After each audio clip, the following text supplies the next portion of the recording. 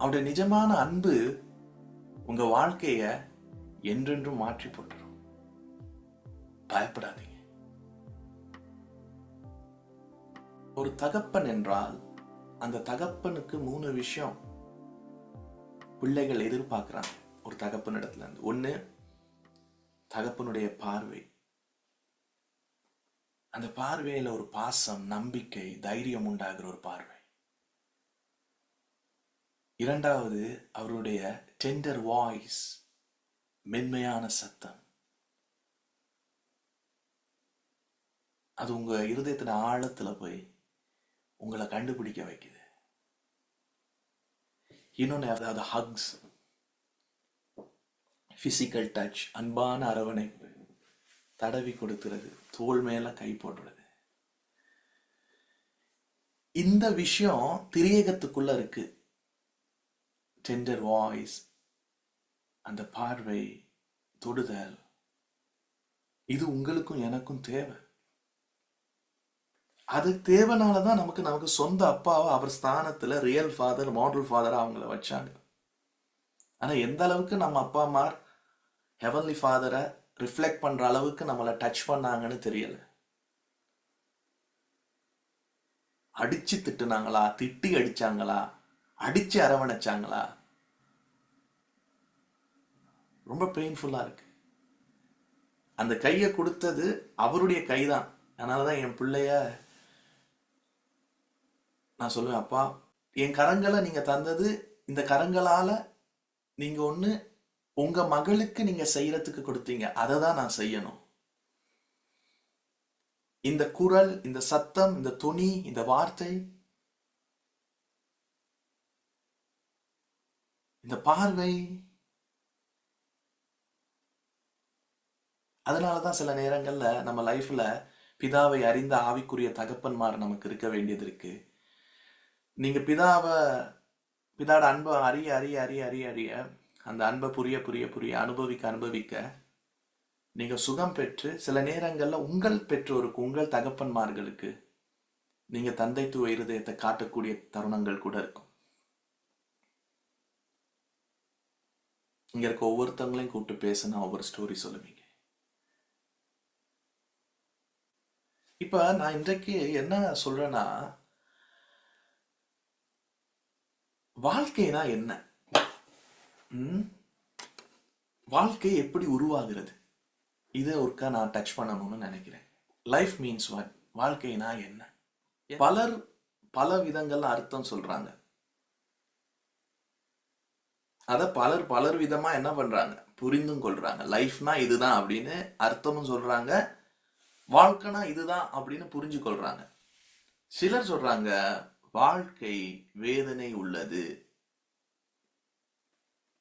சிலர் சொல்றாங்க வாழ்க்கை சந்தோஷமானது,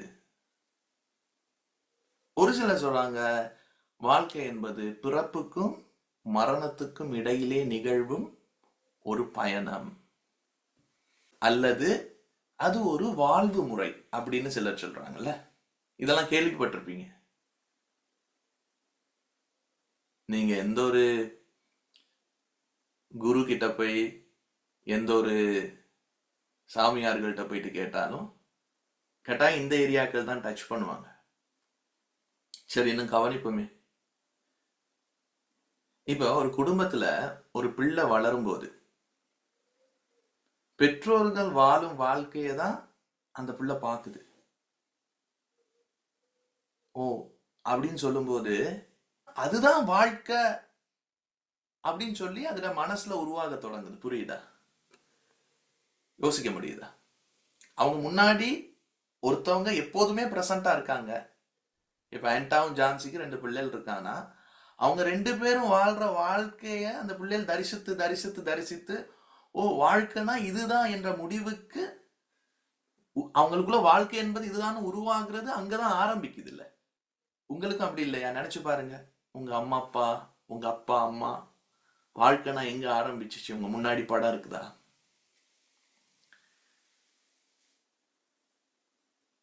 அப்ப அவங்க நினைக்கிறாங்க, சரி இப்படி அவங்க கண்ணு முன்னாடி யார பாக்குறாங்களோ அது அம்மா அப்பாவா இருக்கலாம், இல்ல கார்டியனா இருக்கலாம், சரி, வாழ்க்கைனா இப்படிதான், இந்த மாதிரி தான் வாழலாம் அப்படின்னு அவங்க சமுதாயத்துல போகும்போதும் அவங்க மனசுல என்ன தெரியுமா இருக்கும்? இப்படிதான் வாழணும், இதுதான் வாழ்க்கை, இதுதான் முறை. அந்த பெற்றோர்கள் பிள்ளைகள் முன் சந்தோஷமா வாழ்ந்தாங்கன்னா அந்த பிள்ளைகள் என்ன முடிவு எடுக்கிறாங்க? சொல்லுங்க பார்க்கலாம்.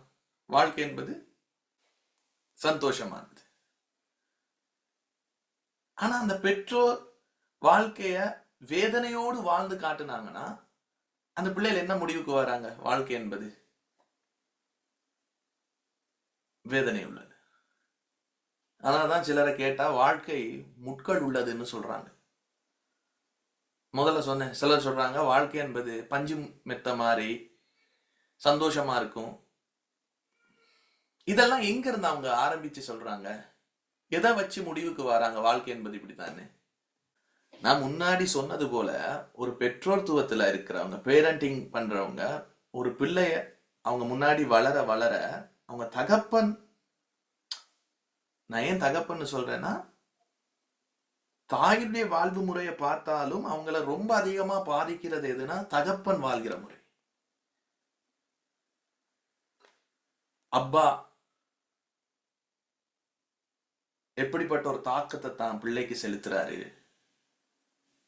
எப்படி அந்த பிள்ளை முன்னாடி வாழ்றாரு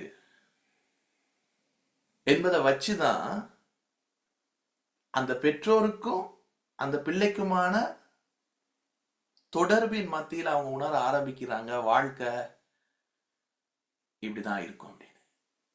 ஆனாலதான் வேதத்துல எழுதியிருக்கு, எதை 4 தலைமுறை விசாரிப்பாராம்? தாயினுடையதா தகப்பனுடையதா?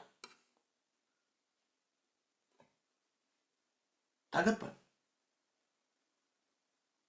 ஏன் ஜீனியாலஜி எல்லாம் எழுதும்போது அது யூத கலாச்சாரமா இருந்தாலும் தகப்பனுடையதுதான். தகப்பனுடைய பங்கு குழந்தை பேச்சுல கூட அதுதான் என்ன பண்ணுது, ஆதிக்கம் செலுத்துதுல, கரு தங்குறதுல. அப்படி இல்லையா? உண்மைதானே? Father's role. அப்போ ஒரு பிள்ளைகளுடைய வாழ்க்கையை நிர்ணயம் பண்றதுக்கு அப்பாவுக்கும் பிள்ளைக்குமான தொடர்பு தான் அந்த பிள்ளைய ஸ்ட்ரென்தன் பண்ணுது.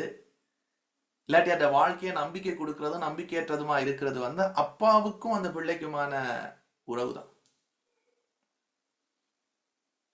ஜஸ்ட் பாஸ் பண்ணி உங்க மைண்ட்ல யோசிங்க, இது உண்மையா? நீ லைஃப்ல அப்பாட வாழ்வின் தாக்கங்கள் இருக்குதா? அப்படி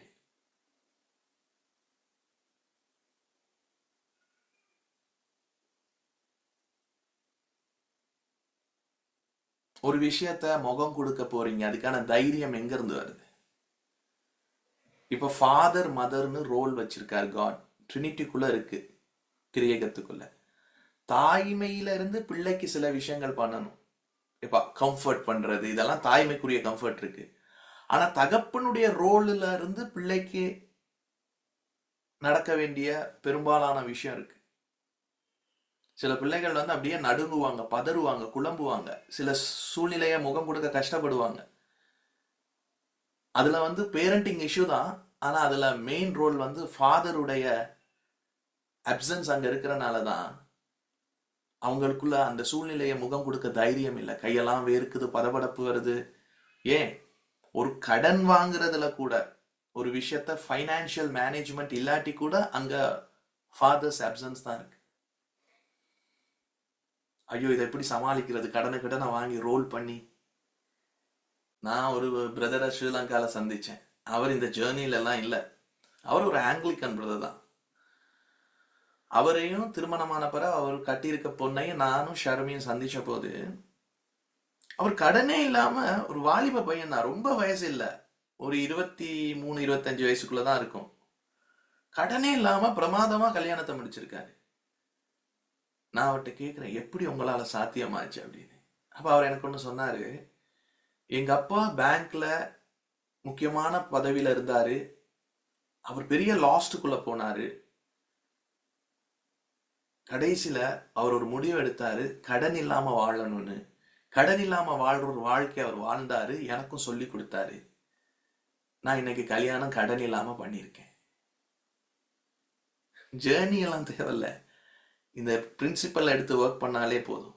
அப்ப அப்பாவோட தாக்கம் அவனை கடன் இல்லாம வச்சிருக்கனால அவங்களுக்கு பிறக்கிற பிள்ளை நிச்சயமா காசை கையாளுற விதத்துல ஒரு பக்குவ நிலையில இருப்பாங்கல்ல. ஒத்துக்கொள்ள முடியுதா? அதனாலதான் நான் எதை நோக்கி கொண்டு வரேன்னு பொறுமையா பாருங்க. ஒரு குடும்பத்துல நீங்க வளரும் போது அந்த பிள்ளை ஒரு அப்பாவை பார்த்து வளர்ந்து நாளைக்கு அவ ஒரு வாழ்க்கைக்குள்ள போகும்போது அவங்க பிள்ளைக்கு இதை தான் காட்ட போறாங்க. அப்ப எந்த சூழல்ல, காவியா சொன்ன மாதிரி எந்த சூழல்ல வளர்றாங்க, அதை வச்சுதான் இப்படியே பட்டன் பாஸ் பண்ணிக்கிட்டு இருக்காங்க. இவங்க அவங்கடா, அவங்க அவங்கடா, அவங்க அவங்கடா. அப்ப நீங்க சொல்லுங்க, நீங்க உங்க முன்னாடி கொண்ட உங்க அப்பாவை எல்லாரையும் நான் கனப்படுத்துறேன், எங்க அப்பாவை கனப்படுத்துறேன், மரியாதை செலுத்துறேன். ஆனா என் அப்பாவை என் முன்னாடி கொண்டு வரும்போது, என் பயாலஜிக்கல் ஃபாதரை கொண்டு வரும்போது அவருடைய வாழ்க்கை எப்படிப்பட்டதா இருக்கும், அவர் எப்படி வாழ்ந்திருக்காரு, அவர் வாழ்க்கையை எனக்கு என்ன விதத்துல சொல்லி கொடுத்தாரு, அவர் எப்படி வாழ்ந்திருப்பார் அப்படின்னு நினைச்சு பாருங்களேன். பார்க்கும்போது எந்த விதத்துல சந்தோஷப்படுறீங்கன்னு உங்களுக்கு தெரியும், எந்த விதத்துல சோர்வடைறீங்கன்னு உங்களுக்கு தெரியும். அது ஒரு பக்கம் இருக்கும்போது நான் ஒரு இடத்துக்கு கொண்டு வரேன். இந்த மாடல் ஃபாதர் ஆகிய பயாலஜிக்கல் ஃபாதரை, சரீர பிரகாரமாகிய தகப்பன் உங்களுக்கு தந்தது உங்களுடைய நிஜமான தகப்பன். அவர் ஸ்தானத்துல அவர் உங்களை வச்சார். நினைச்சு பாருங்க, பிதா அவர் அப்பா, அவர் எப்படி வாழ்க்கை வாழ்வாரு அப்படின்னு நினைச்சு பாரு. அவர் வாழ்க்கை எப்படி இருக்கு? ரிலேஷன்ஷிப் மேனேஜ்மெண்ட், ஃபைனான்சியல் மேனேஜ்மெண்ட், ஒரு விஷயத்தை ஃபேஸ் பண்றது, டெண்டர் வாய்ஸ், கண்ணின் பார்வை, காரியத்துல அப்பா எனக்கு பயமா இருக்கு, அதை எப்படி சொல்லுவார்? தட்டி கொடுத்து, நான் இருக்கேன்டா, பயப்படாத. அதுதானே பைபிள் ஃபுல்லா இருக்கு. அதை எடுத்துட்டு பயப்படாதே அப்படின்னு பேசுறோம். அது ஒரு பிள்ளைட்ட அப்பா வந்து, நான் இருக்கேன்ப்பா, பயப்படாத.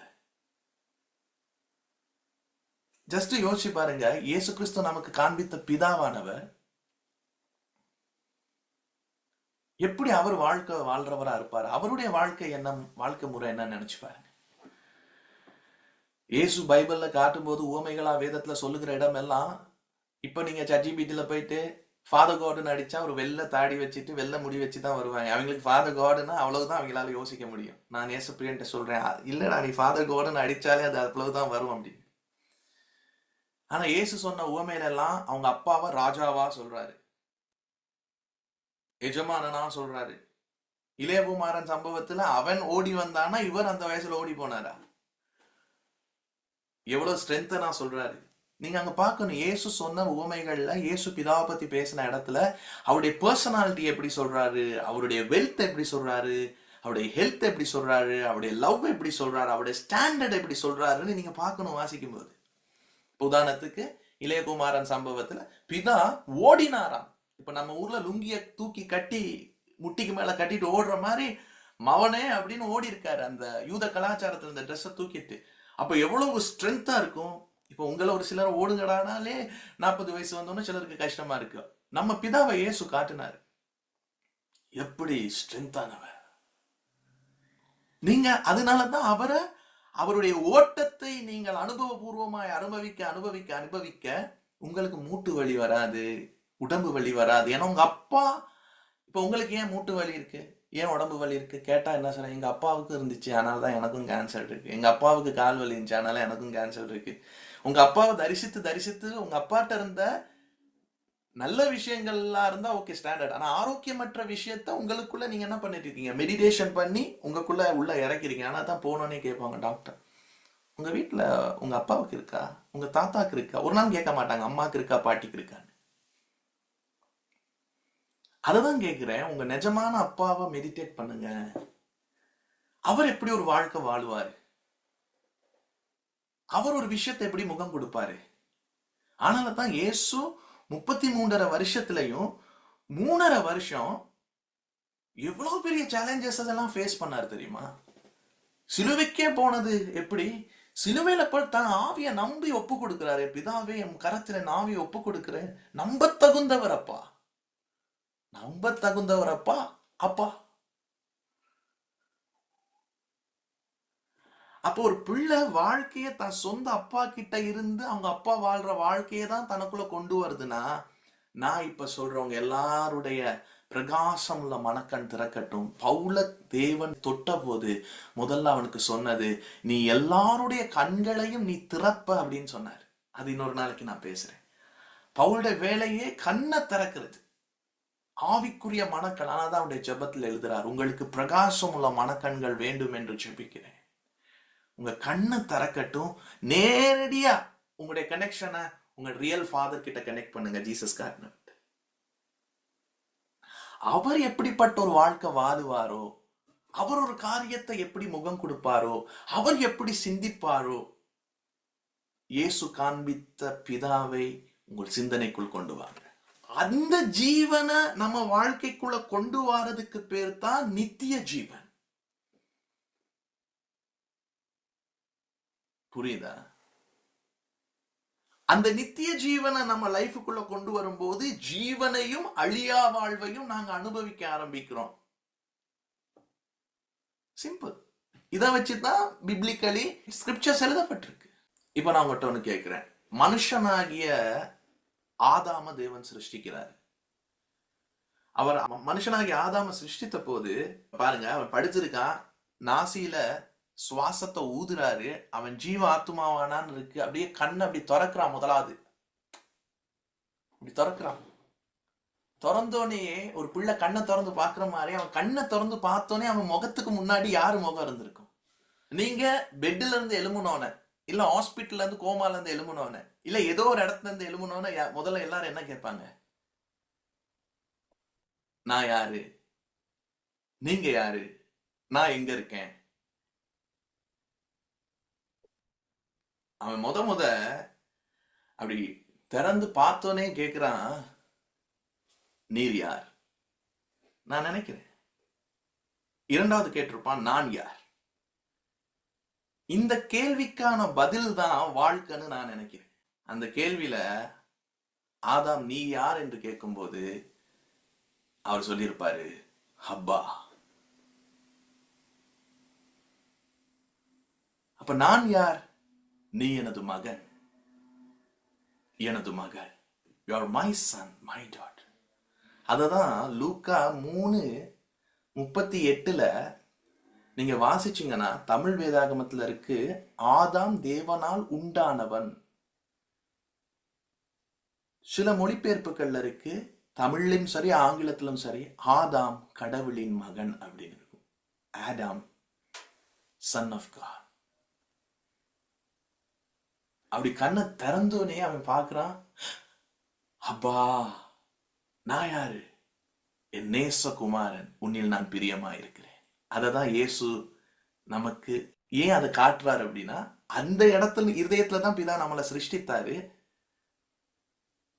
அத மோசை எழுதும் போது எந்த அளவுக்கு மோசைக்கு அது புரிஞ்சிருக்கும்னு தெரியல. ஏன்னா அவங்க தேவனுடைய முதுக தான் பார்த்தாங்க. அதான் நான் வந்து மலேசியால இருக்கும்போது நம்ம பாஸ்டர்ஸ் சிலர், பிபிஎன் நெட்வொர்க் பப்பாட இருக்கு, பவுல் ராஜ்குமார், அதுல நல்ல பாஸ்டர்ஸ் இருக்காங்க. அதில் சிலர் வந்து நல்ல அருமையான காமெடி அடிப்பாங்க. அதுல ஒரு 2-3 காமெடியில எனக்கு ஒரு காமெடி ஞாபகம் இருக்கு. வந்து நோவா பேலையில என்னன்னா, இப்ப நான் இந்தியாவில் ஜெஸ்வன் வீட்டில் இருந்தோம். அவன் இருக்கும்போது தங்கி இருக்கும்போது இந்த இந்தியாவில் பள்ளி தெரியும் தானே, அது சாதாரண பள்ளியில் இந்த சைஸில் இருக்கும் இந்தியாவில் பள்ளி. அப்போ அது அப்படி இப்படியெல்லாம் ஓடும், அங்கே நிற்கும் இங்கே நிற்கும், அதில் காது கிட்ட பெரிய துவாரமாக இருக்கு இந்தியாவில். அப்போ கேட்குறாங்க, இது எப்படி பள்ளியாச்சு தெரியுமா அப்படின்னு கேட்டாங்க. அப்போ ஒரு பாசனா தெரியும் அப்படி. எப்படி? நோவாவ காலத்துல எல்லா மிருகத்தையும் நோவா ஏத்துனானோ இல்ல, நீ போறியா போ, நீ போறியா போ. டைனோசார் வந்துச்சான். டைனோசார் கிட்ட சொன்னாராம், உன்னை ஏத்த முடியாது அப்படின்னு. ஏன் என்ன ஏத்த முடியாது? உன் கழுத்தளவுக்கு இதுக்குள்ள போக முடியாது, உயரமா நீ இருக்க. ஐயோ நான் வரணுமே. சரி உனக்கு ஒண்ணு சொல்றேன், நீ வரணும்னா நீ சின்னதா ஆயிட்டனா உன்ன நான் இதுக்குள்ள ஏத்திடுவேன். தமிழ்ல சும்மா பள்ளின்னு சொல்லு, நீ பள்ளியானா நான் உன்னை கொண்டு போயிடுவேன்னு சொல்லி, டைனோசர் தான் பள்ளியா வீட்டுக்குள்ள இருக்கு, அதனாலதான் அப்படி இருக்கு அப்படின்னு சொல்லி ஒரு ஜோக் அடிச்சாரு. அது நான் சொன்னதை விட அவர் அந்த கவுண்ட் அடிக்கும் போது நல்லா சிரிப்பா இருந்துச்சு. ரெண்டாவது ஜோக், அவர் ஜோக்கா இது அப்படின்னு நீங்க கேட்பீங்க, அது எனக்கு ஜோக்கா இருக்கு. ரெண்டாவது என்னன்னா, திரியேகத்துல பிதா, இயேசு, பரிசுத்தா 3 பேரும் தேவன். ஏன் பரிசுத்தாவியானவரை அப்பான்னு சொல்லலாம்ல? இயேசு அப்பான்னு சொல்லலாம்ல? ஆமா, இயேசுவ பிதான்னு பைபிள்ல இருக்குதான், சொல்லப்பட்ட இடம். இதுல ஏன் அவரை மட்டும் நாங்க அப்பான்னு சொல்றோம்?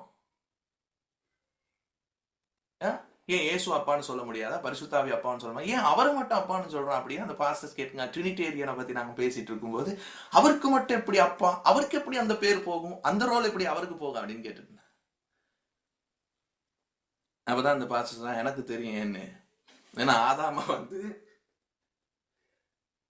நாசியில சுவாசத்தை ஊதிட்டு அவன் ஜீவ ஆத்மா ஆனவனே அப்படி கண்ணை திறக்கும் போது கண்ணு முன்னாடி ஒருத்தர் இப்படி இருந்தா எப்படி இருக்காமே, அப்பா அப்படி அப்படி ஷாக் ஆயிட்டான். அப்படி ஆனவனே அவரு இன்னையில இருந்து உனக்கு பேர் அப்பா தான், இனி அப்பா தான் அப்படின்னு பேர் வச்ச மாதிரி அப்படிதான் அவருக்கு அப்பான்னு பேர் போச்சு. நாம சென்ன ஏதாவது ஷாக் ஆனா அப்பா அப்படின்னு பண்ணுவோம், அப்படிதான் அவர் அப்பான்னு ஆனார். இது தேவைன்னா எடுத்துருக்காங்க, ஜஸ்ட் அவங்க பேசுனதுங்க அவங்க கூட இருந்தனே. அதனாலதான் யோவான் சுவிசேஷ புத்தகம் 17:3 சொல்லுது, உங்களுக்கு நல்ல தெரிஞ்ச வசனம். இயேசு எப்படி சொல்றாரு? பிதாவே, மெய்தேவனாகிய உம்மையும் உம்மை வெளிப்படுத்த வந்த என்னையும் அனுபவபூர்வமா அறிவதுதான் அந்த நித்திய வாழ்க்கை அப்படின்னு சொன்னார். அது எப்படின்னா, அப்பா மகன் இயேசு குமாரத்துவத்தை வெளிப்படுத்த வந்தார்ல, அந்த குமாரத்துவத்தை அறிவதும், அந்த குமாரத்துவத்திலிருந்து எப்படி பிதாவை அனுபவபூர்வமா அறியறதும் தான் நித்திய வாழ்க்கை. அததான் கிறிஸ்து நமக்கு காண்பித்து கொடுத்தார். அதுதான் நமக்கு முன்னாடி வச்சு போனாரு. இன்னைக்கு நமக்குள்ளதான் இருக்காரு. இயேசு எந்த விதத்துல நம்முடைய நிஜமான பிதாவை அறிந்தாரோ அதே விதத்துல நாம அறிவதுதான் வாழ்க்கையோட உண்மையான அர்த்தம். அது எப்படிப்பட்டது? அப்பா மகன், தந்தை மகன் உறவு. அந்த தந்தை மகன் அந்த உறவை தான் நாங்க வாழ்க்கைன்னு அழைக்கிறோம். ஆரம்பத்துல சொன்னீங்க நேசப்பிரியன் சொன்னீங்க, தந்தை மகன் உறவு தான் வாழ்க்கை. father son relationship is the life. அப்பா மக உறவு தான் என்னது? வாழ்க்கை. அதுல நிறைய அட்வென்ச்சர் இருக்கு, ஆச்சரியங்கள் இருக்கு, பிதாவோடு கூட ஒரு மகிழ்வான பயணம் இருக்கு, நிறைய மகிழ்வான சந்தோஷமிக்க தருணங்கள் இருக்கு. அதை அனுபவிக்கிறது தான் அந்த வாழ்க்கையோட அனுபவபூர்வ வாழ்வு முறை.